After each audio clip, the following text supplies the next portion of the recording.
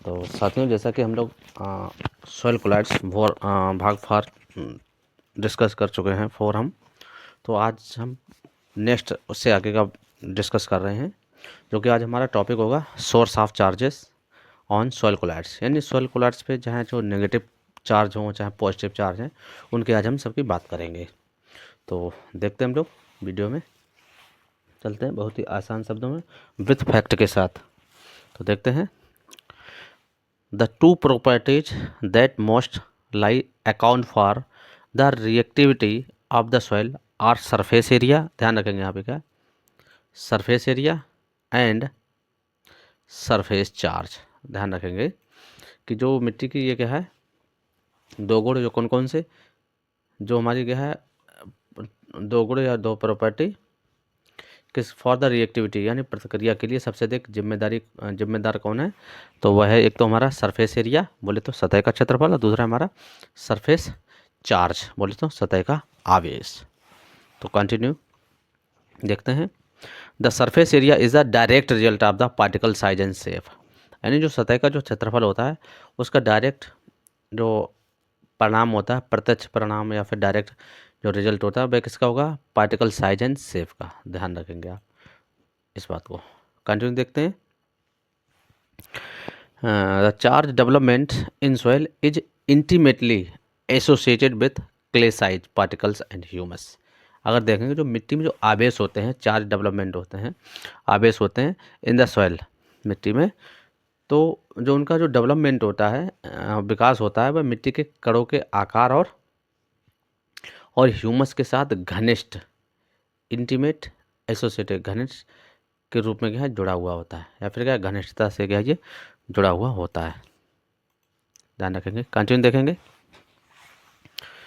To types of charges arise on inorganic colloids. अगर देखेंगे तो जो इनऑर्गेनिक कोलाइड्स पर दो प्रकार के चार्ज उत्पन्न होते हैं, तो कौन कौन से, पहला होता है परमानेंट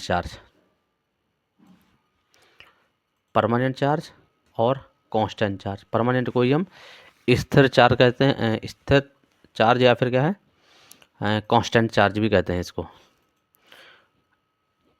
और सेकंड हमारा टेम्परेरी चार्ज या फिर क्या बोल सकते हैं तो वैल्यूएबल चार्जेस, और बोल सकते हैं टेम्परेरी तो अस्थायी चार्ज या फिर परिवर्तनीय चार्ज कहते हैं इसको। तो कंटिन्यू देखते हैं हम लोग one by one. Permanent charges और पीएच इंडिपेंडेंट चार्ज। आप ध्यान रखिए कि परमानेंट जो चार्ज होता है उसको ही हम पीएच इंडिपेंडेंट चार्ज भी कहते हैं, यानी स्थायी चार्ज या फिर पीएच स्वतंत्र आवेश चार्ज। तो इसमें देखते हैं पहला आइसोमॉर्फस सब्स्टिट्यूशन, हिंदी में इसको बोलते हैं समरूपी प्रतिस्थापन। और अगर हम आसान शब्दों में अगर देखें तो समरूपी मतलब समान रूप, प्रतिस्थापन मतलब एक दूसरे से एक्सचेंज करना, एक दूसरे से विनिमय करना। तो देखते हैं, the substitution of one ions with another ions और कंपेरेबल साइज। अगर हम देखेंगे तो जो सब्स्टिट्यूशन होता है वह एक आयन को दूसरे आयन के साथ प्रतिस्थापन बोले तो सब्स्टिट्यूशन होता है। तो कंपेरेबल साइज आकार में तो कितना, विद इन द 15%, यानी 15% के क्या है अंदर ही। कंटिन्यू देखते हैं, and charge variation of 1 unit without disturbing the crystal lattice. अगर देखेंगे तो क्रिस्टल जो जाली होती है उसको बगैर डिस्टर्ब किए हुए, एक इकाई बिना चार्ज के भिन्नता होती है। कंटिन्यू देखेंगे,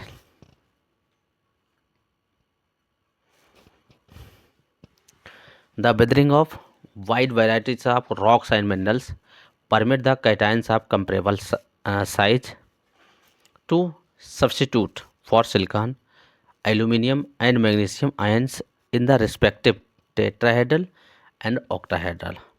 अब अगर हम देखेंगे जो various variety of rocks and minerals देखेंगे तो विभिन्न प्रकार की रॉक्स बोले तो चट्टान, मिनरल्स बोले तो खनिजों का अपक्षय संबंधित किससे होता है हमारा, टेट्राहेड्रल से और ऑक्टाहेड्रल सीट से। और ये टेट्राहेड्रल में कौन सी क्या आएगा हमारा, जैसे हमारा सिलिकॉन, टेट्राहेड्रल बोले तो सिलिकॉन और ऑक्टाहेड्रल बोले तो एल्यूमिनियम। एंड मैग्नीशियम आयनों के विकल्प के लिए तुलनात्मक आकार के धनायनों की अनुमति देता है। कौन? बेदरिंग। और वो भी मोस्टली कौन से? बेदरिंग में रॉक्स एंड मिनरल्स। और इसमें ऑक्टाहेड्रल एंड जो ऑक्टाहेड्रल एंड टेट्राहेड्रल जो सीड होती है खासकर वो, तो देखेंगे। तो एल्यूमिनियम 0.051 एनम बोले तो nanometres is only the slightly larger than the silicon. अगर देखेंगे तो हल्का सा जो एल्यूमिनियम होता है भाई कहीं ना कहीं सिलिकॉन से थोड़ा सा बड़ा होता है। जैसे यहाँ पे उसका साइज भी देख सकते हैं हम लोग, ध्यान रखेंगे आप लोग। कंटिन्यू देखेंगे। Consequently, the aluminium can fit into the center of the tetrahedral। किसकी बात हो रही है? नतीजन जो एल्यूमिनियम हो सकता है भाई फिट किस में हो जाता है? In the centre of tetrahedral, यानी टेट्राहेड्रल में ये सेंटर में क्या है? फिट हो जाता है या एक दूसरे को बदल लेते हैं। In the place of silicon, और ये सिलिकॉन की जगह, और without changing the basic structure of the crystal, और क्या है? बगैर किसी संरचना के बदले हुए, बगैर किसी संरचना को या फिर मूल संरचना को बदले हुए सिलिकॉन के स्थान पर क्या? टेट्राहेड्रल के केंद्र में फिट हो जाता है क्या? एल्यूमिनियम। ध्यान रखेंगे आप। कंटिन्यू देखेंगे। तो this process is called the isomorphous substitution, और इसी प्रोसेस को हम किस नाम से जानते हैं? आइसोमॉर्फस सब्स्टिट्यूशन के क्या है? नाम से जानते हैं। ध्यान रखिए, ये बहुत ही महत्वपूर्ण है। Which is common and account for the wide variety in the nature of silicate clay. अगर देखेंगे तो प्रकृति में आमतौर पर होता है ये, और सिलिकेट मिट्टी की प्रकृति में व्यापक परिवर्तन के लिए जिम्मेदार होता है। अब इसको ध्यान रखिएगा, किसके लिए? सिलिकेट क्ले के में व्यापक जिम्मेदार होता है क्या? जो आइसोमॉर्फस सब्स्टिट्यूशन है। तो कंटिन्यू देखेंगे।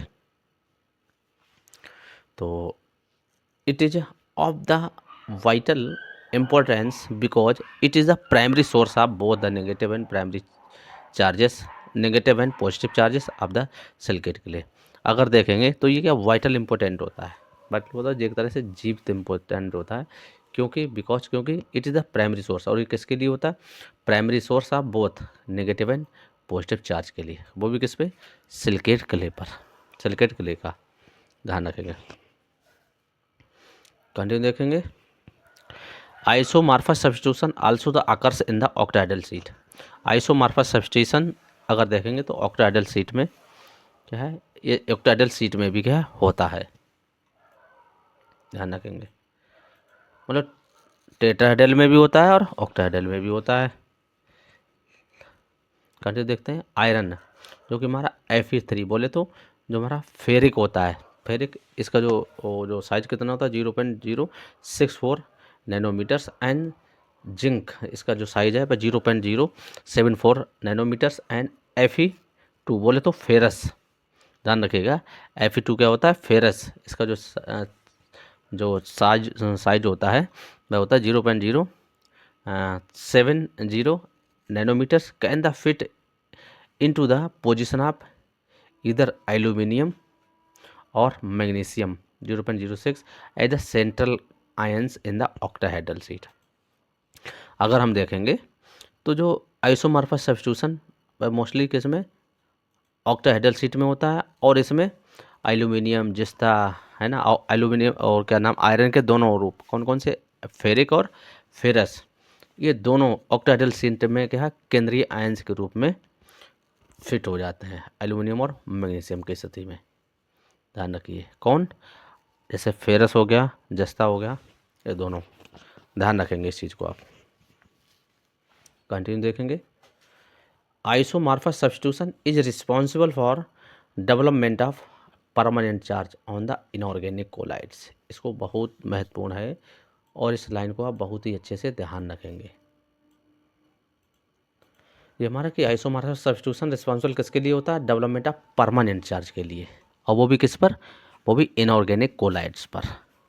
स्थायी चार्ज के लिए क्या है, जिम्मेदार होता है। कौन? Isomorphous substitution. ध्यान रखेंगे। कंटिन्यू देखेंगे।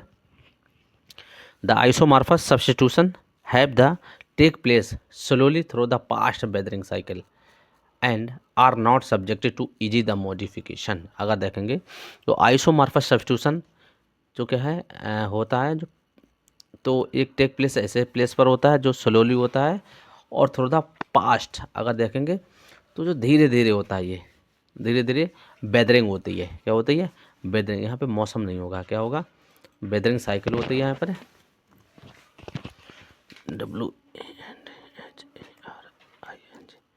हाँ, वेदरिंग साइकिल होती है, और जो कि है, जो कि संशोधन के लिए, मॉडिफिकेशन के लिए आसान नहीं होता है। तो आप इसको ध्यान रखेंगे। कंटिन्यू देखेंगे। द कॉन्सिक्वेंटली दी चार्ज आज टर्म द कांस्टेंट और परमानेंट चार्ज। और इसी नतीजन इस आवेश के स्थित या फिर स्थायी आवेश स्वीप कहते हैं। ध्यान रखिएगा आप लोग। इसको हम कांस्टेंट या फिर क्या है, परमानेंट चार्ज कहते हैं। किसको? इस वाले को, आइसोमॉर्फस सब्स्टिट्यूशन को। ये क्या, धीरे धीरे वेदरिंग चक्रों के धीरे धीरे लिए हुए होते हैं, और जो कि आसान संशोधन नहीं होता है, इजीली मॉडिफाइड नहीं होते हैं। इसी को कांस्टेंट या फिर परमानेंट चार्ज कहते हैं। Because they are related to chemical composition of silicate clay. और ये किस क्यों ऐसा होता है? क्योंकि वे सिलिकेट क्ले की रासायनिक संरचना से क्या है, संबंधित होते हैं। क्या? जो परमानेंट चार्ज होते हैं या फिर जो कांस्टेंट चार्ज होते हैं वो। कंटिन्यू देखेंगे। In the process of substitution, the substituting ion may have a greater, equal or lower charge and size than the ion for which is the substituted। अगर देखेंगे in the process of substitution, अगर substitution की प्रक्रिया process में देखते हैं तो substituting यानी प्रतिस्थापन आयन्स में हो सकता है क्या, तुलनात्मक अधिक हो सकता है, बराबर हो सकता है, इक्वल हो सकता है, एंड लोअर चार्ज यानी कम चार्ज हो सकते हैं, और ये साइज में हो सकते हैं, जिसके लिए क्या है, then the ion for which the substitution, और ये इसके लिए क्या है, प्रतिस्थापित होते हैं। कंटिन्यू देखेंगे। The different in dimension of substituted ions was reported to no more than 15%, and the valency difference between the substituting ions should not be more than 1 unit. अगर देखते हैं कि जो सब्स्टिट्यूशन होता है तो डायमेंशन में अगर देखते हैं तो 15% से अधिक पर नहीं बताया गया है, और ये प्रतिस्थापन आयनों के साथ संयोजकता एक अंतर से अधिक इकाई नहीं होनी चाहिए। ये किसने? पैटर्न ने बताया था 1978 में। अब हम देखते हैं कि नेगेटिव चार्ज और पॉजिटिव चार्ज कैसे डेवलप होता है। तो मोस्टली देखते हैं तो टेट्राहेड्रल में सीट में, जबकि हमारा नो सब्स्टिट्यूशन, कोई प्रतिस्थापन नहीं होता है, क्योंकि यहाँ पे देखो इक्वल हो जाएंगे। जैसे देखेंगे Si2O8 Si2O4, तो इसमें देखेंगे जो 8 इसमें प्लस भी है और 8 माइनस भी चार्ज है, तो इसमें क्या है, नो चार्ज होगी। जबकि यह इस सीरीज में देखेंगे तो tetrahedral seat aluminium substituted for SI, बोले तो टेट्राहेड्रल या फिर सिलिका के लिए सब्स्टिट्यूटेड कैसे होता है, एल्यूमिनियम के द्वारा।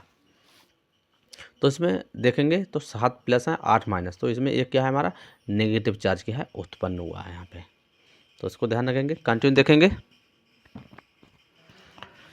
तो इसी तरह से देखेंगे ऑक्टाहेड्रल सीट में तो नो सब्स्टिट्यूशन। इसमें देखेंगे तो O3 Al3 तो इस और OS3, तो यहाँ पे देखेंगे 3 हमारे 3 पॉजिटिव चार्ज और 3 क्या नेगेटिव चार्ज, तो ये क्या है, बराबर हो गए, मतलब 0, मतलब नो चार्ज। यहाँ पे देखेंगे अब मैग्नीशियम यहाँ पे आ गया है, तो मैग्नीशियम देखेंगे तो यहाँ पे 2 हमारा जो है, तो मैग्नीशियम सब्स्टिट्यूट किसके लिए होगा, हमारा फॉर एल्यूमिनियम के लिए, या बोल सकते हैं जो एल्यूमिनियम के लिए प्रतिस्थापन किसके द्वारा होता है, मैग्नीशियम के द्वारा। ये ध्यान रखेंगे। तो इसमें क्या 2 प्लस के हैं 3 माइनस के हैं, तो हमारा क्या है, एक इसमें भी क्या हो जाएगा, नेगेटिव चार्ज क्या उत्पन्न हो जाएगा। इसको आप ध्यान से देखिएगा। कंटिन्यू देखेंगे, ये डायग्राम देखेंगे। यहाँ पे आइसोमॉर्फस सब्स्टिट्यूशन का ये फिगर है हमारा, और ये टेट्राहेड्रल सीट है, ये हमारी क्या है, ये वाली हमारी टेट्राहेड्रल शीट है, ये वाली ऊपर वाली, और ये नीचे वाली क्या है हमारी ऑक्टाहेड्रल शीट है। इसको आप ध्यान रखेंगे क्योंकि ये मैग्नीशियम क्या है, किसके द्वारा मैग्नीशियम द्वारा सब्स्टिट्यूट हो रहा है फॉर द एल्यूमिनियम के लिए, ध्यान रखेंगे आप। इस तरह से भी और करके समझ लेंगे। इस तरह से भी tetrahedral sheet SiO2 octahedral sheet, तो इसमें नो सब्स्टिट्यूशन होगा क्योंकि सेम यहाँ पे Al सब्स्टिट्यूटेड फॉर SI। अगर Al अगर सब्स्टिट्यूटेड किसके लिए हो रही है, फॉर SI के लिए, तो यहाँ पे ये क्या है हमारा पॉजिटिव चार्ज, एक क्या है ना हमारा नेगेटिव चार्ज क्या उत्पन्न हो जाता है यहाँ पे दोनों में, आप ध्यान रखेंगे। इसके लिए Mg फॉर एल्यूमिनियम के लिए होगा तब भी हमारा नेगेटिव एक चार्ज उत्पन्न होगा, और हमारा एल्यूमिनियम सिलिकॉन के लिए होगा तब भी क्या है नेगेटिव चार्ज एक उत्पन्न होता है। तो कंटिन्यू देख लेते हैं अब हम। तो isomorphous substitution can also be a source of positive charge.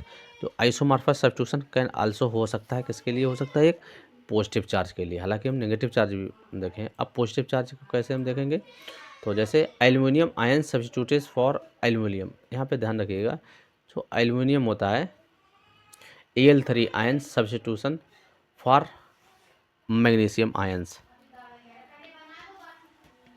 तो and a net positive charge result. अगर हम देखेंगे कि जो हमारा एल्यूमिनियम आयंस होता है वह मैग्नीशियम आयन के स्थान पर क्या है प्रतिस्थापित होता है, जो कि क्या है एक तरह से पॉजिटिव चार्ज हमारा क्या है डेवलपमेंट हो, या बोले तो शुद्ध धनायन आवेश हमको क्या उत्पन्न होता है, जो कि क्या है हमारा यहाँ पे पॉजिटिव चार्ज की बात हो रही है, वो पॉजिटिव चार्ज क्या उत्पन्न होता है। तो such positive charge are characteristics of the trioctahedral. आप यहाँ पे ध्यान रखेंगे कि जो हमारा जो एल्यूमिनियम होता है वो हमारा डाईऑक्टाहेड्रल होता है, जबकि जो मैग्नीशियम होता है भाई क्या हमारा ट्राईऑक्टाहेड्रल होता है।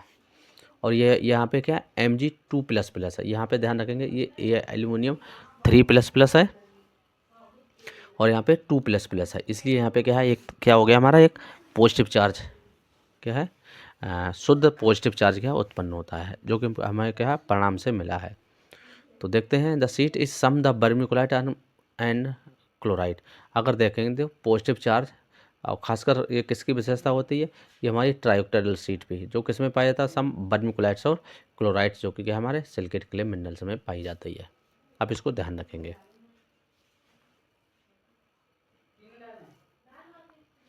अब यहाँ पे देखेंगे ये हमारी ट्राईऑक्टाहेड्रल शीट है। यहाँ पे देखेंगे ये हमारी net positive charge because the aluminium Al3 substituted for magnesium, जैसा कि हम लोग देख रहे थे। अच्छा नेगेटिव चार्ज कब होगा, जब हमारा जो मैग्नीशियम होता है वह सब्स्टिट्यूटेड होता है किसके लिए, फॉर द एल्यूमिनियम के लिए, तब क्या हो जाता है ये नेगेटिव चार्ज उत्पन्न होगा। लेकिन यहाँ पे क्या है पॉजिटिव चार्ज एक उत्पन्न हो रहा है। आप इसको ध्यान रखेंगे, कंटिन्यू देखेंगे। हाँ through there is a scope for development of both the positive and negative charge on the silicate clay and the net is the always the negative charge because of the substitution lead to the development of negative charge which for the outweight with the positive charge। अगर देखेंगे through the there is a scope, अगर देखेंगे सिलिकाइट पर development किस पे both the positive and negative charge, तो विकास की इसमें गुंजाइश हो सकती है, स्कोप हो सकता है इसके लिए ऑन द सिलिकेट क्ले पर शुद्ध, और ये क्या है सिलिकेट क्ले पर। और मोस्टली देखेंगे अगर जो सिलिकेट क्ले पे होता है वो मोस्टली हाँ आगे देखेंगे सिलिकेट क्ले पर, तो the net charge is always negative होती है। तो यहाँ पे जो नेट चार्ज होगा भाई कैसा होगा, सदैव क्या है नेगेटिव चार्ज होगा। क्यों होगा, because the most of the substitution lead to the development of the negative charge. और ये सब्स्टिट्यूशन किसके द्वारा होता है यहाँ पे नेगेटिव चार्ज के द्वारा, इसलिए क्या है ये सदैव क्या है नेगेटिव चार्ज होता है। And out of for the outweigh the positive charge, अगर हम देखेंगे जो धनात्मक आवेशों से कहीं क्या है अधिक होता है क्या हमारा जो पॉजिटिव चार्ज, उसका ध्यान रखेंगे। आगे देखेंगे तो ये तो हमारा ऊपर था हमारा पॉजिटिव क्या नाम है पीएच डिपेंडेंट चार्ज। अब ये हमारा temporary charge on the colloids. अब हम टेम्परेरी कोलाइड्स पे अस्थायी चार्ज बात करेंगे। देखते हैं ये तो हमारा परमानेंट चार्ज था ऊपर वाला, अब हम देखेंगे अस्थायी चार्ज। तो देखते हैं तो it is a second source of charges on some silicate clay. अगर हम देखेंगे तो कुछ सिलिकेट पे क्या सेकेंड चार्ज या फिर क्या है दूसरा चार्ज आवेश होता है किस पे, सम सिलिकेट के लिए, जैसे क्लोराइड पे, एंड ऑन ह्यूमस पे, एलोपेन मिनरल्स पे, and iron and aluminium hydroxide पे। तो इस पर क्या ये सेकेंड चार्ज होते हैं। अब ध्यान रखेंगे, अब आगे हम देखेंगे।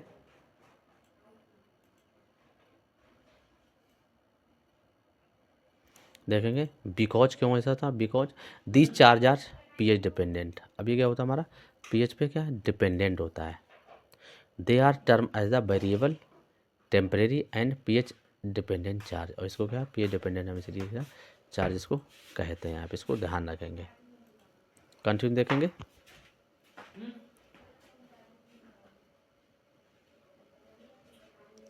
The positive charge develop at the low pH. अब यहाँ पे देखेंगे कि जो पॉजिटिव चार्ज होता है पर मोस्टली हमारा लो पीएच पे, या जिसका जितना पीएच कम होता जाएगा उस पर क्या पॉजिटिव चार्ज बढ़ता चला जाता है। And the excess the negative charge develop कब होता है, ज़्यादा नेगेटिव चार्ज कब डेवलप होगा, जब हमारा हाई पीएच होगा।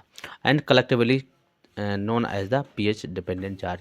और दोनों तरह से, एक तरह से इसको क्या है सामूहिक रूप से या कलेक्टिवली रूप से इसको क्या हम पीएच डिपेंडेंट चार्ज क्या है इसको कहते हैं। इसको ध्यान रखेंगे आप।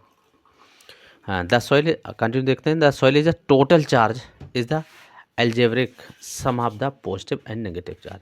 अगर यहाँ पे देखें कि जो मिट्टी के कुल आवेश होता है, जो चार्ज होता है वह क्या होता है, द एल्जेब्रिक रूप से होता है क्या है ऋणात्मक और नेगेटिव, बोले तो पॉजिटिव और नेगेटिव चार्ज के क्या है एल्जेब्रिक या फिर क्या है बीजगणितीय योग के क्या समान होता है। कंटिन्यू देखते हैं। द 0 पॉइंट चार्ज है, 0 पॉइंट चार्ज अगर बोले तो जेड-पीसी, ध्यान रखेंगे अब आगे। तो ZPC has been used and the index of the positive and negative charge on the soil colloids. अगर देखेंगे तो जेड-पीसी ये सदैव किसको इंडिकेट करता है या सूचकांक होता है किसके रूप में, खासकर नेगेटिव और पॉजिटिव चार्ज को किस पे ऑन द सॉइल कोलाइड्स के लिए क्या है ये सूचकांक या फिर बोले तो इंडिकेट करता है, इंडेक्स होता है हमारा इंडेक्स। तो कंटिन्यू देखेंगे। तो ZPC is the pH at which the negative and positive charge on soil colloids. और ये क्या है जो जेड-पीसी होता है वह पीएच पर कोलाइड के नेगेटिव और सकारात्मक आवेश के सदैव समान होता है।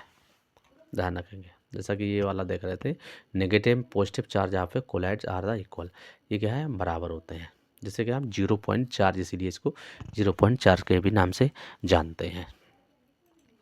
तो कंटिन्यू इसको देखते हैं हम लोग।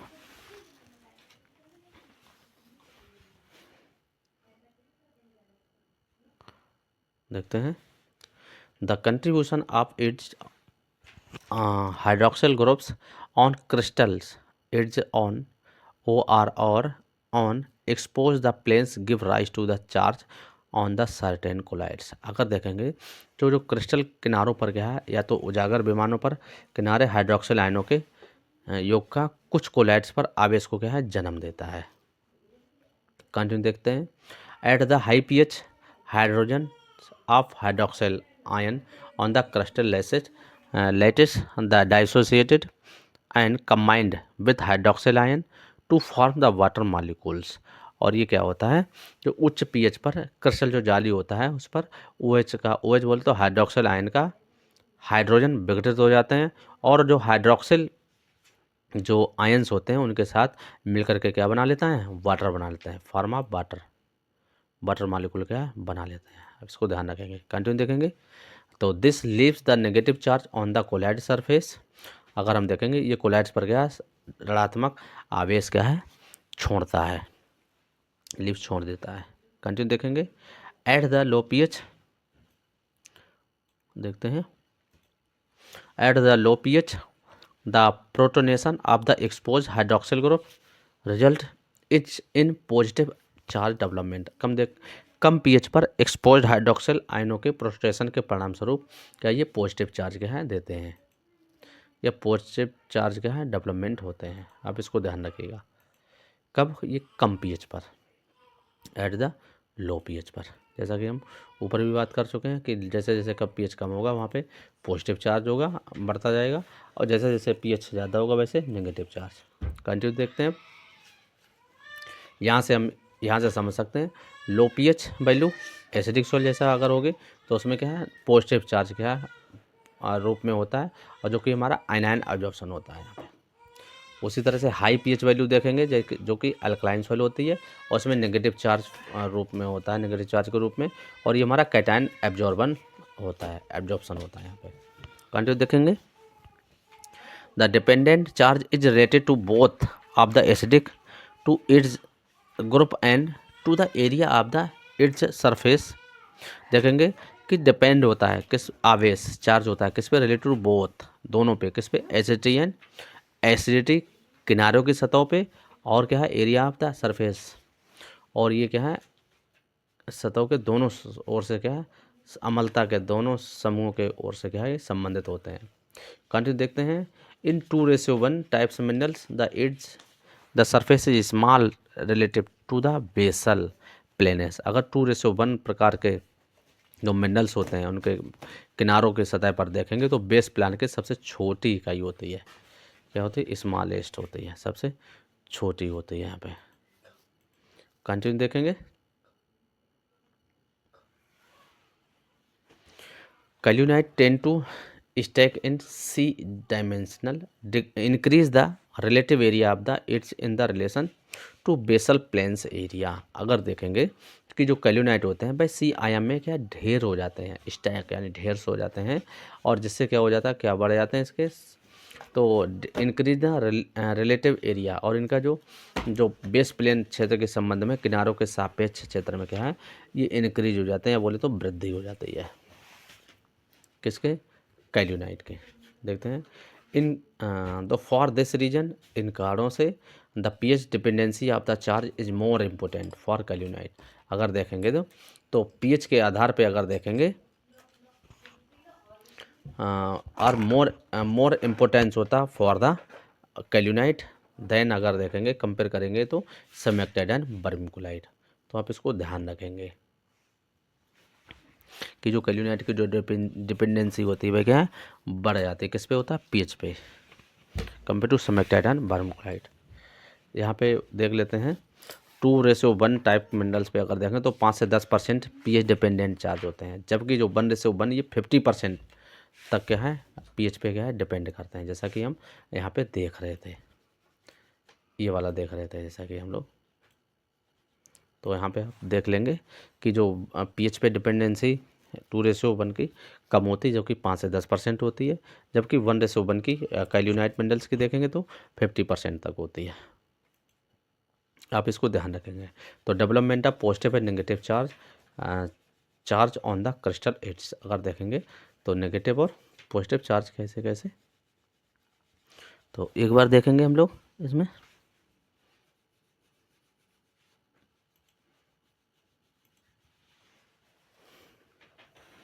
और थोड़ा इस्तेमाल करेंगे इसको, तो यहाँ पे हम देखेंगे तो पॉजिटिव एंड नेगेटिव चार्ज कैसे होते हैं अंदर क्रिस्टल पे, क्रिस्टल एजेट यानी जो क्रिस्टल के किनारे होते हैं उन पे क्रिस्टलीय, तो FeNAl। तो इसमें देखेंगे तो हाइड्रोजन आयंस 1/2, ये माइनस, इसमें जो क्या है माइनस चार्ज है यहाँ पे, जबकि हाइड्रोजन यहाँ पे H2OH2 यहाँ पे हाइड्रोक्सिल, और जो क्या है 1/2 प्लस है हमारा, ध्यान रखेंगे। अब ये यहाँ पे हम देखेंगे कि यहाँ से एक जो हमारा पॉजिटिव में जा रहा है, यहाँ से क्या है हो जा रहा है, एक पॉजिटिव में जा रहा है, यहाँ पे देखेंगे तो जो हमारा चार्ज होगा वह क्या, पॉजिटिव का चार्ज बढ़ेगा, जबकि जैसे जैसे पीएच बढ़ेगा, किस कंडीशन में चार्ज 1+ होगा, ये हमारा एसिडिक कंडीशन में होगा, जबकि अल्कली कंडीशन में अगर देखेंगे तो यहाँ पे अब हम देखेंगे ये FeNAl देखेंगे तो OH 1/2 माइनस, और यहाँ पे हमारा है OH 1/2 माइनस। अब यहाँ पे देखेंगे ये क्या है, ये हमारा एक माइनस हो जाएगा।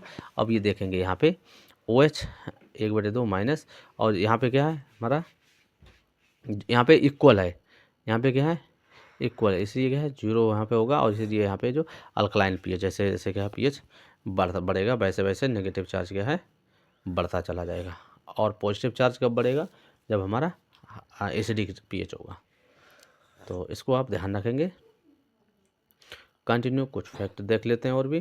तो आयन एक्सचेंज एक बार देख लेते हैं। तो ion exchange the some clay minerals the exhibit positive, यानी कुछ मिट्टी के खनिजों के सकारात्मक के साथ साथ well as the negative charge, सकारात्मक के साथ साथ नेगेटिव चार्ज भी क्या है प्रदर्शित करते हैं। कौन? आयन एक्सचेंज, सम क्ले मिनरल्स, कुछ मिनरल्स। कंटिन्यू देखेंगे। This will be causes the ion exchange capacity, ion exchange between the hydroxyl ion and and anions like the phosphate, sulphate and chloride. अगर देखेंगे तो हाइड्रोक्सिल आयन और phosphate, sulphate, chloride जैसे आयनों के बीच ये क्या आयन विनिमय का कारण बनता है। तो एक बार हम लोग देख लेंगे नेगेटिव चार्ज किस किस में कितना कितना होता है, तो वो देख लेंगे कि कितना टोटल कितना होगा, कांस्टेंट कितना होता है, वेरिएबल कितना होता है, अदर कितना होता है। तो पार्टिकुलर यहाँ पे देखेंगे तो पहले ऑर्गेनिक मैटर में देखेंगे तो टोटल ऐसे अगर 200 है तो कांस्टेंट इसमें 10% होगा, जबकि वेरिएबल 90% होगा और अदर 0% होगा। उसी तरह से मोन्टमोरेलोनाइट मिनरल्स में देखेंगे तो 100 अगर है इसमें टोटल, तो कांस्टेंट जो होगा वह 95% होगा, यानी स्थिर कितना होगा 95, जबकि वेरिएबल केवल 5% करेगा, अदर में कुछ भी नहीं हुआ।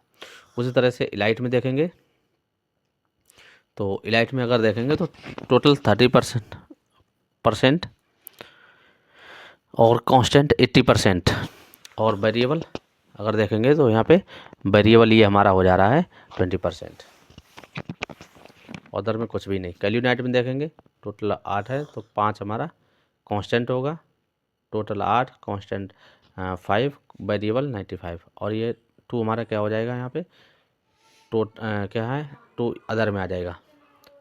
तो ध्यान रखेंगे आप लोग। तो इस तरह से गिब्साइट एंड और क्या हमारा गोएटाइट है।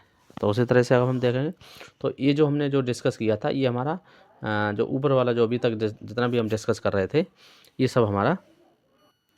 तो कंटिन्यू हम समझते हैं ऑर्गेनिक कोलैट्स पे जो भी चार्ज किस तरह से कैसे कैसे होते हैं उनकी बात कर देते हैं। तो ऑर्गेनिक कोलैट्स से अगर देखेंगे तो कोलैट्स हमारे 2 प्रकार के थे, एक नेगेटिव कोलैट, एक होता हमारा इनऑर्गेनिक कोलैट्स, जो कि हमारा जो हम डिस्कस किए थे लेयर सिलिकेट के लिए, या फिर 1:1, 2:1, 2:1, इन सब की बात कर लिए थे। अब हम बात करते हैं ऑर्गेनिक कोलैट्स, जैसा कि इसमें जो सबसे प्रमुख जो स्रोत होता है हमारा वो होता है हमारा ह्यूमस। तो उसमें देखते हैं किस तरह से पॉजिटिव नेगेटिव कैसे क्या गेन करते हैं, कैसे लॉस होता है, ये देखते हैं।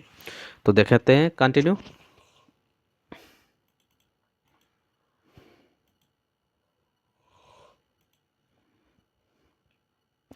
तो ऑर्गेनिक कोलैट्स देखते हैं। ऑर्गेनिक कोलैट्स में तो primary source of charge on organic colloids is considered to be the gain और loss of hydrogen from the functional group on the surface of colloids. अगर हम देखेंगे कि जो ऑर्गेनिक कोलैट्स में देखेंगे तो इसमें जो फंक्शनल ग्रुप जो होते हैं चार्ज किस पे होते हैं ऑर्गेनिक कोलैट्स पे, प्राइमरी चार्ज सोर्स होता है तो वह किसके द्वारा होता है, खासकर या तो एक कोलैइड की क्या है सतह पर होता है। ये कार्यात्मक जो समूह होते हैं उस पर हाइड्रोजन आयन के या तो एक तरह से प्राप्त हो जाएगा या फिर हानि हो जाएगी। तो इस तरह से माना जाता है इस तरह से कि ये आवेश का प्राथमिक सोर्स है। तो कोलैइड्स फंक्शनल ग्रुप कौन कौन से होते हैं, कोलैइडल ग्रुप, कार्यात्मक ग्रुप, तो देख लेते हैं। The functional group include the hydroxyl, जिसमें क्या हाइड्रोक्सिल होते हैं, कार्बोक्सिल ग्रुप होता है, फिनोलिक ग्रुप होता है एंड अमाइन ग्रुप होता है। ध्यान रखिएगा जो ये सब क्या है हमारे फंक्शनल ग्रुप, क्या है ये हमारे फंक्शनल ग्रुप, इनको ध्यान रखिएगा, जो कि इन्हीं के द्वारा क्या है इस पर क्या है आवेश का प्राथमिक सोर्स होते हैं, जो कि हमारे किस पे ऑर्गेनिक कोलैइड्स पे। कंटिन्यू देखते हैं। The charge that develop from such the group depend the largely on the pH of the ambient solution which the regulate the degree of the protonation और द डिप्रोटेशन फॉर दिस ग्रुप। देखेंगे तो ऐसे समूह विकसित होने वाले आवेश काफ़ी हद तक परवेसी विलयन के साथ एम्बिवेशन सोल्यूशन के पीएच पर निर्भर करते हैं। जो समूह के विच द रेगुलेट, जो समूह के प्रोटोनेशन और डिप्रोटेशन की डिग्री को क्या है नियंत्रित करते हैं, यानी रेगुलेट करते हैं। आप इसको ध्यान रखेंगे। कंटिन्यू देखेंगे। अगर यहाँ पे देखेंगे तो यहाँ पे नो चार्ज है OH और यहाँ पे हमारा क्या है OH माइनस, तो यहाँ पे दोनों बराबर हैं तो यहाँ पे नो चार्ज होगा, जबकि यहाँ पे क्या हमारा O है अकेला रह गया और H2 इधर आ गया, तो ये हमारा नेगेटिव चार्ज है क्या बन गया। कंटिन्यू देखते हैं। The soil colloids that are the capable of the developing pH dependence charge include the layer silicate oxide and hydroxide of FeNAl and organic होते हैं। तो मिट्टी के जो कोलैट्स होते हैं वह पीएच पर निर्भर करते हैं और विकसित करने में क्या क्षमता होती है इनमें, और जो खासकर उनका जो सिलिकेट क्ले ऑक्साइड, तो परत सिलिकेट ऑक्साइड और FeNAl हाइड्रोक्साइड कार्बनिक पदार्थ में जो कि क्या शामिल होते हैं। तो हमारा चार्ज वाला जो भी सोर्स ऑफ चार्ज कैसे क्या किसकी वजह से डेवलपमेंट हो रहे थे, तो वो हमारा कंप्लीट हुआ। अब हम एक बार देख लेते हैं importance of clay in soil, यानी मिट्टी में क्ले का महत्व क्या होता है, उसके बारे में थोड़ा डिस्कस कर लेते हैं। तो देख लेते हैं, the agriculture depends to a significant extent on the clay. देखेंगे काफ़ी हद तक मिट्टी पर जो क्या है एग्रीकल्चर हमारी किस पे, कृषि काफ़ी हद तक खासकर क्ले पे, मिट्टी में भी वो क्ले पर क्या निर्भर करती है। In fact the clay is a very active minerals component of this soil होती है। देखते हैं, तो वास्तव में जो क्ले होती है वह मिट्टी का बहुत ही सक्रिय खनिज होता है। कैसा होता है हमारा, वेरी द एक्टिव मिनरल्स होता है। उसके बाद हमारा सिल्ट होगा, और जो सैंड क्या है नो एक्टिव होता है। कंटिन्यू देखते हैं, the circulation of the water inside the soil and its availability to plant depend on the amount of clay present in the soil होता है। देखें, मिट्टी के पानी का जो संचरण होता है वह पौधे के लिए इसकी उपलब्धता मिट्टी में, इसकी मिट्टी की जो क्ले होता है इसकी मात्रा पर काफ़ी क्या निर्भर करता है। जिस तरह से देखते हैं हम लोग, जो क्ले सॉइल होता है जो उसमें जो वाटर की जो होल्डिंग कैपेसिटी होती है वह कहीं ना कहीं ज़्यादा होती है, और रिटेंशन कैपेसिटी भी ज़्यादा होती है कंपेयर टू सैंडी सॉइल। ध्यान रखेंगे, कंटिन्यू देखेंगे, तो it hold more the water than the other soil particles. तो ये इस तरह से अन्य कणों की तुलना में ये क्या है, अधिक पानी को क्या है पकड़े रखता है, या फिर होल्ड करे रखता है। होल्ड क्या है ज़्यादा समय तक करे रखता है। कंटिन्यू देखते हैं, तीसरा पॉइंट इसका देखते हैं, it's directly affect the soil erosion. ये सीधे मिट्टी के कटाव को प्रभावित करते हैं। And dispersion of clay particles and stability of clay aggregate affect the soil. और मिट्टी के कणों का फैलाव और मिट्टी के समुच्चय की स्थिरता ये मिट्टी के कटाव को प्रभावित करती है। कंटिन्यू ध्यान रखेंगे, या फिर क्षेत्राने का क्या है प्रभावित डायरेक्ट करती है। कंटिन्यू देखते हैं, तो clay is necessary for the development of good soil structure. और जो मिट्टी की जो संरचना होती है उसकी अच्छी संरचना के विकास के लिए आवश्यक या फिर क्या रिस्पॉन्सिबल या होती है, या आवश्यक होती है, नेसेसरी होती है। कंटिन्यू देख लेते हैं, due to it the colloidal nature and the absorption capacity clay the prevent the essential plant nutrient added to the soil through the fertiliser from the wing the destroyed by the leaching. अगर देखेंगे तो जो colloidal जो nature होती है और अपनी colloidal प्रकृति के कारण कौन क्ले, ये अधिशोषण क्षमता के कारण मिट्टी के उर्वरकों के माध्यम से मिट्टी में जोड़े गए जो आवश्यक जो ऐड किए जाते हैं जो एसेंशियल न्यूट्रिएंट वह पोषक तत्वों को निक्षलन द्वारा नष्ट होने से क्या है ये बचा लेती है। कंटिन्यू देखेंगे, तो clay A store house of the plant nutrient. हम इस तरह से बोल सकते हैं जो क्ले होता है वह एक तरह से जो हमारे जो न्यूट्रिएंट होते हैं प्लांट के उसको पोषक तत्वों को एक तरह से स्टोर करने का काम कर लेती है, या बोले तो स्टोर हाउस के भी रूप में इसको जानते हैं। तो जैसे कौन कौन से, जैसे calcium, magnesium, potassium, ammonium, sodium आदि, ये सभी इसको क्या है ये जो मिनरल को क्या है एक तरह से स्टोर कर लेती है। कंटिन्यू देखते हैं, the remain the absorb on the clay and get the एब्जॉर्बेड by the plants by the soil solution through the S site. अगर देखेंगे तो मिट्टी पर जो अवशोषित रहते हैं और जो रक्त विनिमय के माध्यम से जो पानी के क्या मिट्टी के घोल के द्वारा पौधों को क्या अवशोषित हो जाते हैं। कौन, जो भी हमारे मिनरल्स थे जो कि हमारे क्ले के द्वारा क्या कर रहे थे ये होल्ड कर लिए जा रहे थे स्टोर हाउस के रूप में। तो इसको आप ध्यान रखेंगे। तो साथियों आगे हम डिस्कस करेंगे।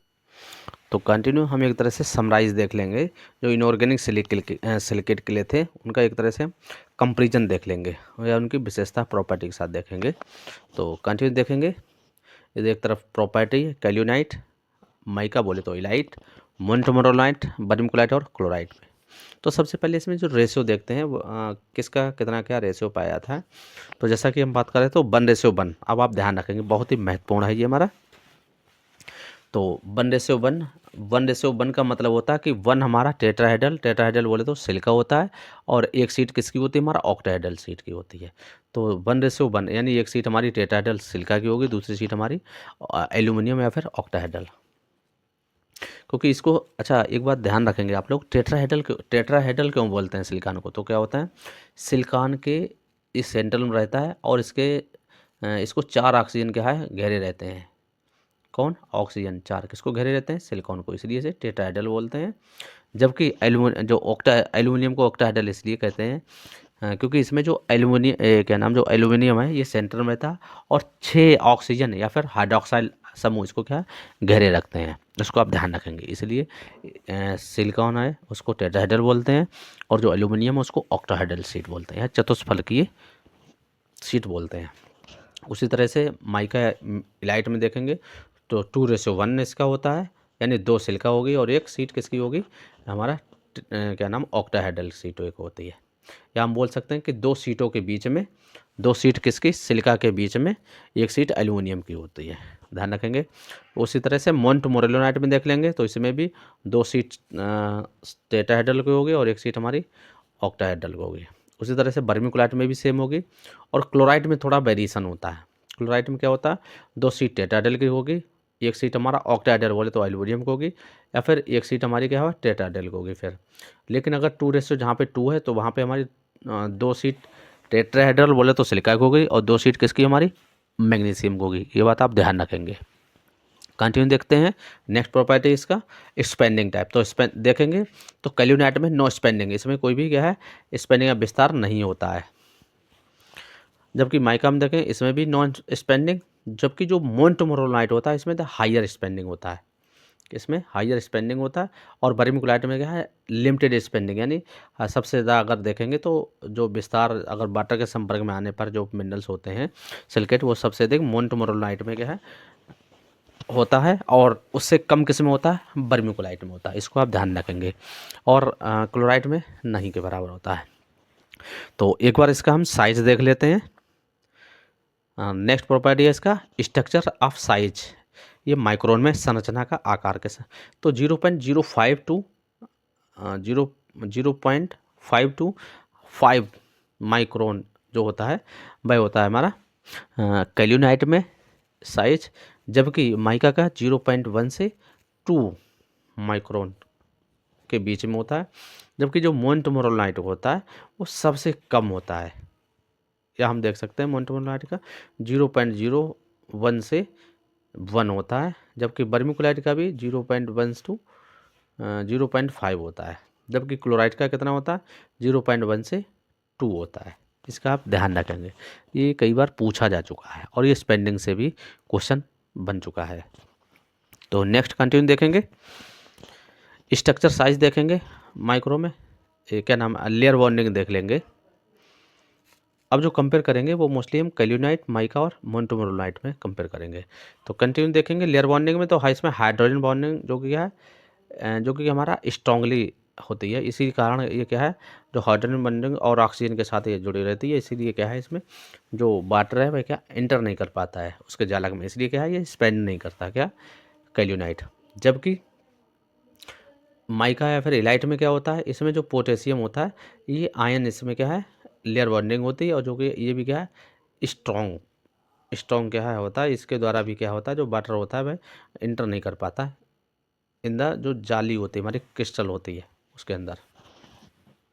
जबकि हम मोन्टमोरोलाइट या फिर हम इसमें वर्मिकुलाइट में देखेंगे तो मोन्टमोरोलाइट में ऑक्सीजन एंड ऑक्सीजन या फिर ऑक्सीजन कैटायन जो कि क्या है वीक होती है, और इसमें क्या है इसलिए पानी और जो कैटायंस होते हैं वे क्या है अंदर आसानी से इंटर कर जाते हैं, प्रवेश कर जाते हैं, इसलिए क्या है ये फूल जाता है या बोले तो स्वेल कर जाता है अधिक। तो कंटिन्यू देखेंगे। नेक्स्ट इसकी जो प्रॉपर्टी है वो है हमारी सेफ। तो सेफ बोले तो आकृति, तो इससे भी कई बार क्वेश्चन बन चुका है, इसको भी आप ध्यान रखेंगे। तो जो हमारा सेफ जो 1:1 या फिर बोले तो कैल्यूनाइट अगर देखेंगे तो इसका हेक्सागोनल है सेफ, किसका है इसका सेफ कैसा है हमारा हेक्सागोनल बोले तो 60।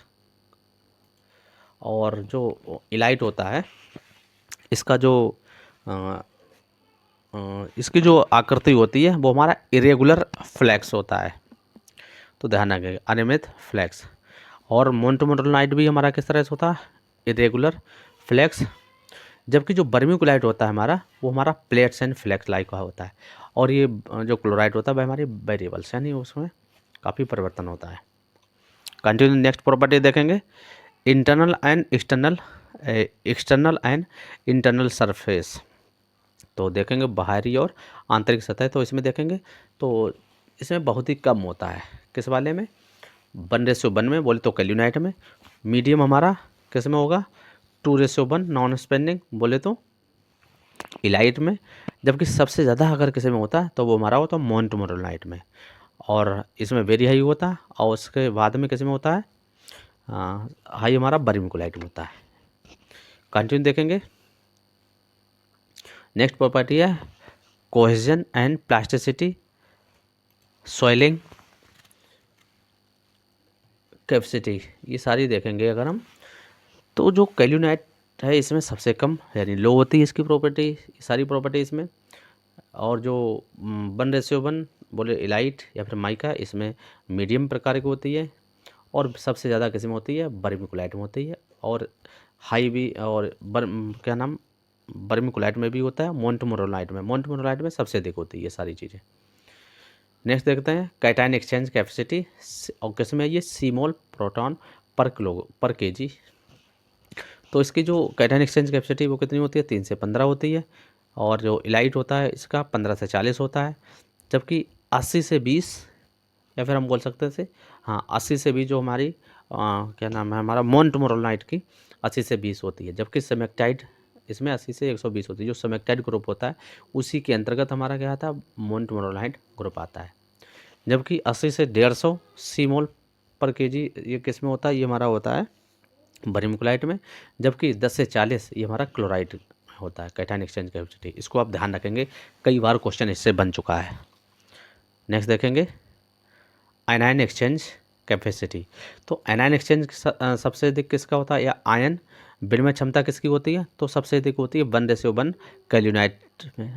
मॉडरेट किस में होती है, मीडियम, तो 2:1 नॉन स्पेंडिंग अगर बोले तो इलाइट में। और अगर लो देखेंगे तो सबसे कम किस में होती है हमारी, वो होती है हमारी मोन्टमोरोलाइट में। और वर्मिकुलाइट में कम होगी, और क्लोराइट में भी कम होती है। उसी तरह से नेगेटिव चार्ज देख लेते हैं, ऋणात्मक आवेश या चार्ज देख लेते हैं। तो सबसे अधिक जो नेगेटिव चार्ज सबसे कम किसी में होते हैं, तो 1:1 बोले तो कैल्यूनाइट में। उसके बाद माइका में होते हैं। और हाई हमारे किसी में होते हैं, ये हमारे मोन्टमोरोलाइट में होते हैं। जबकि हाईएस्ट सबसे अधिक किस में होते हैं नेगेटिव चार्ज, तो वो हमारा वर्मिकुलाइट में होता है। नेक्स्ट देते हैं स्पेसिफिक सरफेस एरिया, मीटर पर मीटर स्क्वायर प्रति ग्राम में। तो देखते हैं, तो इंटरनल अब हम देख लेते हैं, यहाँ पे इंटरनल और एक्सटर्नल दोनों देखते हैं सरफेस एरिया। तो इंटरनल सरफेस एरिया वो हमारी अगर हम देखेंगे तो कम होती है, किसकी, 1:1 की। कितनी होती है, 7 से 10, या फिर कहीं कहीं आपको डी के 10 में मिलेगा 5 से 20, ये भी मिलेगा। तो आप ध्यान रखेंगे। जबकि एक्सटर्नल एरिया कितनी होती है, इसकी एक्सटर्नल एरिया ज़्यादा होगी, किसकी, 1:1, आप ध्यान रखेंगे कितनी होती है, 30 से 35 होती है। जबकि 2:1 नॉन स्पेंडिंग टाइप बोले इलाइट की, तो इंटरनल सरफेस एरिया 70 से 100 होती है। और जो एक्सटर्नल सरफेस एरिया होती है वह हमारी 50 से 100 होती है। इसकी एक्सटर्नल बोले तो बाहरी। नेक्स्ट देखते हैं मोन्टमोरोलाइट। तो मोन्टमोरोलाइट की जो सरफेस एरिया होती है, इंटरनल एरिया होती है, भाई कितना होती है, भाई 500 से 600 होती है। जबकि जो एक्सटर्नल सरफेस एरिया कितनी होती है, 80 से 150 होती है, जो कि हमारी हाईएस्ट होती है। ध्यान रखिए, इंटरनल सरफेस एरिया यहाँ पे हाईएस्ट होगी। जबकि इंटरनल सरफेस एरिया अगर हम वर्मिकुलाइट की बात करेंगे, तो वर्मिकुलाइट में हमारी स्पेसिफिक सरफेस एरिया जो इंटरनल होगी वह सब हाईएस्ट होगी, आप ध्यान रखेंगे इसको, हाईएस्ट होगी। जबकि जो इंटरनल सरफेस एरिया वह कितनी होगी, एक्सटर्नल से कितनी होगी, 80 से 100। जबकि इंटरनल कितनी होती है, 700 से 800, जो कि सबसे हाईएस्ट है। अगर हम एक्सटर्नल सरफेस एरिया देखेंगे सबसे हाईएस्ट, तो किसकी, हमारी मोन्टमोरोलाइट की। उसी तरह से कैल्यूनाइट की देखेंगे, इंटरनल सरफेस एरिया 60 से 80 है, जबकि एक्सटर्नल सरफेस एरिया 70 से 100 है। तो कंटिन्यू ध्यान रखेंगे, ये कई बार क्वेश्चन पूछा जा चुका है नेट, एसआरएफ, जेआरएफ और various the state university and the various the examination of the competition, सभी में पूछा गया है इससे बार बार क्वेश्चन। तो कंटिन्यू ध्यान रखेंगे, इसको हम देखते हैं कंटिन्यू। सरफेस चार्ज डेंसिटी देखते हैं, तो मोल पर मीटर क्यूब में पर मीटर स्क्वायर में देखते हैं। तो इसका देखेंगे तो 1.72 10 की पावर -6 इसकी सरफेस चार्ज डेंसिटी होती है 1:1 की, जबकि यहाँ पे 2:1 जो इलाइट या फिर जो माइका है उसके देखेंगे तो 1.652 10 की पावर -6। तो इसकी क्या है, कम होती है सरफेस चार्ज डेंसिटी। जबकि यहाँ पे हम अगर देखेंगे समेक्टाइड, और वो भी हमारे वर्मिकुलाइट समेक्टाइड के अंतर्गत देखेंगे तो 1.25 गुणा इंटू 10 की पावर -6। तो यहाँ पे जो चार सरफेस डेंसिटी वह हमारी किसकी है, सबसे अधिक 1:1 की, आप ध्यान रखेंगे। उसके बाद 2:1 बोले तो माइका की। उसके बाद देखते हैं रिफ्लेक्टिव इंडेक्स देखते हैं। तो रिफ्लेक्टिव इंडेक्स बोले तो अपवर्तक सूचकांक देखते हैं। तो हाईएस्ट, अगर हाईएस्ट की बात करेंगे तो यहाँ पे जो हमारा जो ये मीडियम होता है 1.56 1:1 बोले तो कैल्यूनाइट, जबकि हाईएस्ट किसका होता है तो 1.51 से 1.61 जो कि हमारा माइका का, या जो हमारा 2:1 नॉन स्पेंडिंग टाइप माइका या फिर इलाइट। दूसरा देखते हैं मोन्टमोरोलाइट। तो मोन्टमोरोलाइट का रिफ्लेक्टेड इंडेक्स कितना होता है तो 1.49 टू 1.53 तक के बीच में होता है। तो कंटिन्यू देखेंगे।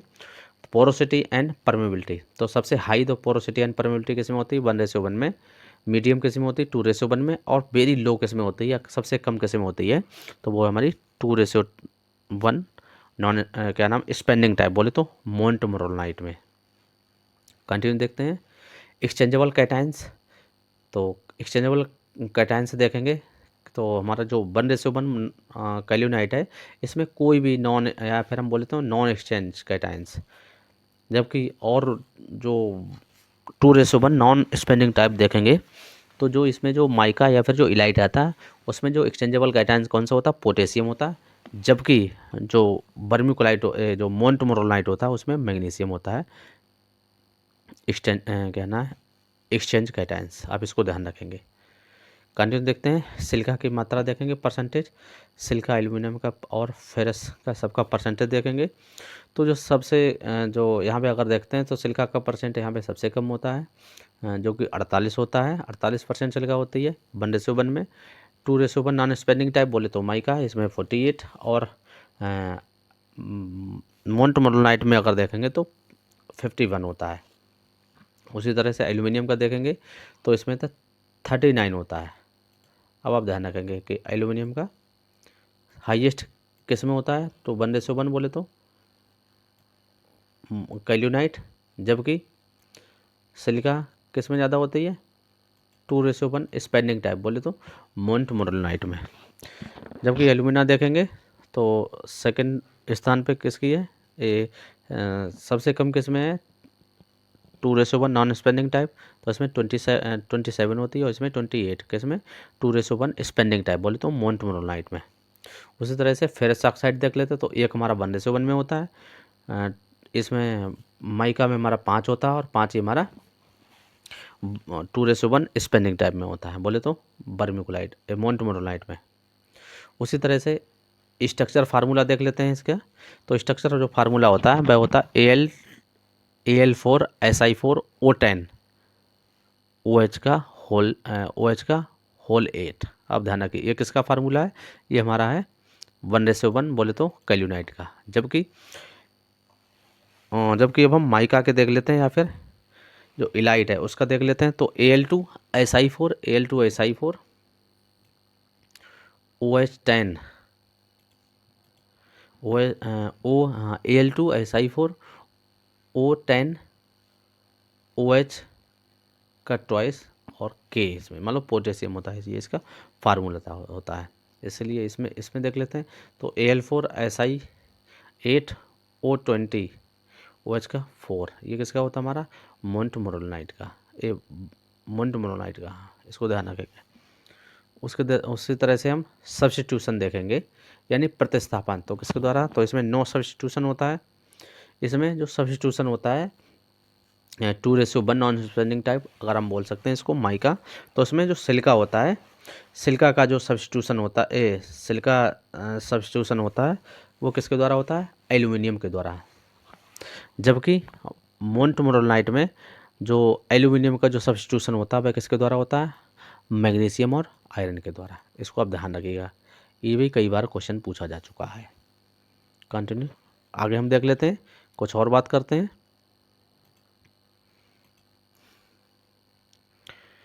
अब एक तरह से हम देखेंगे यहाँ पे डिफरेंट बिटवीन, एक बार देख लेते हैं किस किस का डिफरेंट देखते हैं। तो यहाँ पे ऑर्गेनिक एंड इनऑर्गेनिक कोलैट्स के बीच में कुछ जो बेसिक अंतर हैं उनके बारे में हम चर्चा कर लेते हैं। तो पहला है हमारा प्रॉपर्टी, इधर ऑर्गेनिक कोलैट्स, इधर ऑर्गेनिक कोलैट्स, इधर ऑर्गेनिक कोलैट्स। और पहले हम देखते हैं ओरिजिन, तो इसकी उत्पत्ति कैसे हुई है दोनों की, तो देखते हैं। तो ऑर्गेनिक कोलैट्स होते हैं, इसका डिकम्पोजिशन ऑफ ऑर्गेनिक मैटर से यानी कार्बनिक पदार्थ के अपघटन से जो ऑर्गेनिक कोलैट्स होते हैं इसकी उत्पत्ति, जो हम बोल सकते हैं ह्यूमस की उत्पत्ति होती है। उसी तरह से इनऑर्गेनिक कोलैट्स देखते हैं तो weathering of rocks and minerals के द्वारा, यानी चट्टानों और खनिजों के अपक्षय से इनऑर्गेनिक कोलैट्स की उत्पत्ति या फिर ऑरिजिन हुई है। दूसरा है कंपोजिशन। कंपोजिशन हम देख लेते हैं, या बोले तो संगठक देख लेते हैं। तो CHO बोले तो कार्बन, हाइड्रोजन और ऑक्सीजन, ये मोस्टली, और NPS ये क्या है? माइन्यूट में, या फिर क्या? गॉड में। उसी तरह से इनऑर्गेनिक कोलैट्स कंपोजिशन क्या होता है इसका? SI बोले तो silica, aluminium, iron, magnesium, hydrogen और OH बोले तो हाइड्रोक्साइल। उसी तरह से देखते हैं नेक्स्ट, इसमें देख लेते हैं हम सेफ अगर देखेंगे, आकार देखेंगे तो जो ऑर्गेनिक जो कोलैट्स का आकार होता है वह अमॉर्फस होता है, बोले तो अनाकार होता है। जबकि इनऑर्गेनिक का किस तरह होता है? क्रिस्टलाइन होता है।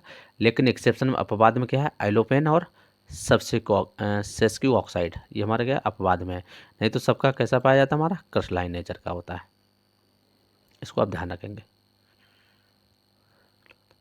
कंटिन्यू देखते हैं। नेक्स्ट प्रॉपर्टी है इसकी स्टेबिलिटी, यानी इसकी स्थिरता क्या है।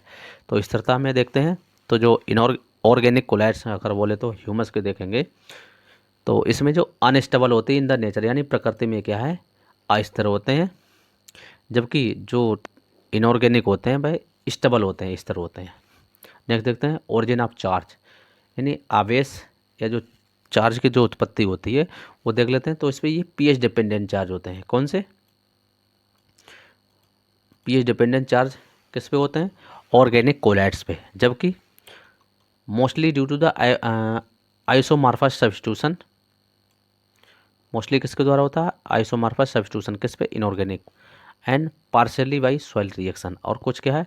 सॉइल रिएक्शन की प्रतिक्रिया के कारण क्या है? बनते हैं मोस्टली। तो ध्यान रखेंगे pH डिपेंड कौन से होते हैं? ऑर्गेनिक। और pH पे इंडिपेंडेंट कौन से होते हैं? तो वो किस पे होते हैं? हमारा इनऑर्गेनिक। कंटिन्यू देखते हैं कैटायन एक्सचेंज कैपेसिटी। तो कैटायन एक्सचेंज कैपेसिटी वैसे देखते हैं 200 से 250 के बीच में पाई जाती है, लेकिन इसमें 150 से 400 सीमोल प्रोटॉन पर केजी, यहाँ पे 3 से 150 सीमोल प्रोटॉन पर केजी। तो अब इसको ध्यान रखेंगे, लेकिन ज़्यादा किस में पाई जाती है? ऑर्गेनिक कोलैट्स में। Water and nutrient holding capacity अगर देखेंगे तो हाईएस्ट किसकी होती है? ये हमारी ऑर्गेनिक, इसमें हाईएस्ट होती है, जबकि कम किस में होती है? इनऑर्गेनिक में। उसी तरह से प्लास्टिसिटी भी देख लेंगे। तो प्लास्टिसिटी जो हमारी होती है, प्लास्टिसिटी बोल सकते हैं हम, या फिर बोल सकते हैं हम सुघट्यता। तो इसकी जो ऑर्गेनिक कोलैट्स होती है इसकी प्लास्टिसिटी बहुत कम होती है, यानी वाटर के संपर्क में मान लो आने पर भाई क्या है, जब गीली होती तो जो प्लास्टिसिटी बोलते हैं एक तरह से कि मुड़ जाना, किसी जब दाब डालते हैं किसी भी मिट्टी पे, तो जिसमें ऑर्गेनिक मैटर ज़्यादा होगा उसके वो मिट्टी क्या है? मुड़ेगी नहीं ज़्यादा। जबकि जो इनऑर्गेनिक मिनरल्स अगर हैं वहाँ पे, जैसे मोन्टमोरोलाइट है, वर्मीकुलाइट है, तो उससे क्या मिट्टी, या जिसमें क्ले या मात्रा ज़्यादा पाई जा रही है तो मिट्टी क्या है? मुड़ जाती है। फोर्स अगर हम हटा लेंगे तो मिट्टी में उसी शेप में क्या है? बनी रहती है। कंटिन्यू देखते हैं सरफेस एरिया मीटर स्क्वायर पर ग्राम। तो इसमें अराउंड यानी है अराउंड 900 तक पाई जाती है, जबकि ये वेरिएबल करती रहती है और ये 10 से मोर देन 700 तक पाई जाती है। तो इसको आप ध्यान रखेंगे, ये कुछ हमारे बेसिक अंतर थे, तो इसको आप ध्यान रखिएगा ऑर्गेनिक और इनऑर्गेनिक बीच में। एक बार सरफेस एरिया सबका देख लेते हैं पार्टिकुलरली, जो कि बार बार पूछा गया है, तो देख लेते हैं। Important of specific surface area of the minerals का देख लेते हैं। तो कैल्यूनाइट का जो स्पेसिफिक सरफेस एरिया होता है वह 37 से 45 या फिर 5 से 20 होगा किसी किसी बुक में, तो मोस्टली आप ध्यान रखेंगे, तो मोस्टली 5 से 20 आप ध्यान रखेंगे। उसके बाद है इलाइट का स्पेसिफिक सरफेस एरिया कितना होता है 120 से 170, और डी के दास में हमारा जो दिलीप कुमार दास की जो बुक है इंट्रोडक्टरी ऑफ सॉइल साइंस, उसमें हमारा 100 से 120 है स्पेसिफिक सरफेस एरिया, जबकि क्लोराइड की स्पेसिफिक सरफेस एरिया 130 से 180 है, मोनोलाइट की 580 से 750, सेमेक्टाइट की 700 से 800, और हाईएस्ट किसकी है वर्मिकुलाइट की। तो इसको आप दोस्तों ध्यान रखिएगा, बहुत ही आसान हम लोग शब्दों में समझे। तो आज का जो हमारा टॉपिक होता है सॉइल कोलाइड वह हमारा समाप्त होगा। तो साथियों, अगर आपको कैसा लगा वीडियो ये आप कमेंट करके बताइएगा।